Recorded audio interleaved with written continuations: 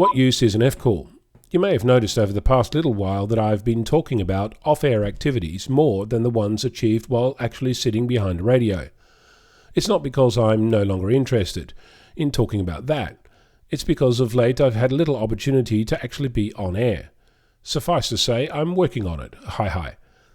Until now, I've only really used my amateur radio for making QSOs, that is, making contact with stations and having a quick exchange of signal report, sometimes a description of our respective equipment, and perhaps the local weather.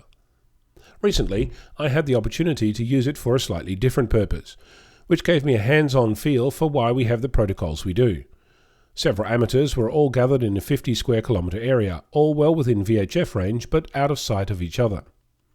Within 10 minutes, each amateur on frequency knew where everyone else was, and each was heading for the same location.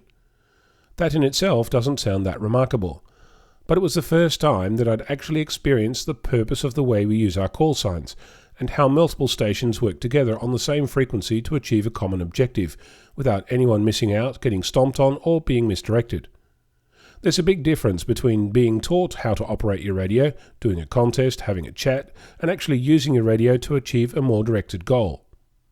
If you've only had your radio ready for making callbacks to the news, or for participating in a contest, all I can do is encourage you to try and use your radio in different situations. You might find that the things you've been taught actually obtain a different meaning if you observe or use them in a different context. In what environments have you had the opportunity to use your radio? And what did you learn from that? Let me know. I'm Onno, Victor Kilo 6, Foxtrot Lima Alpha Bravo.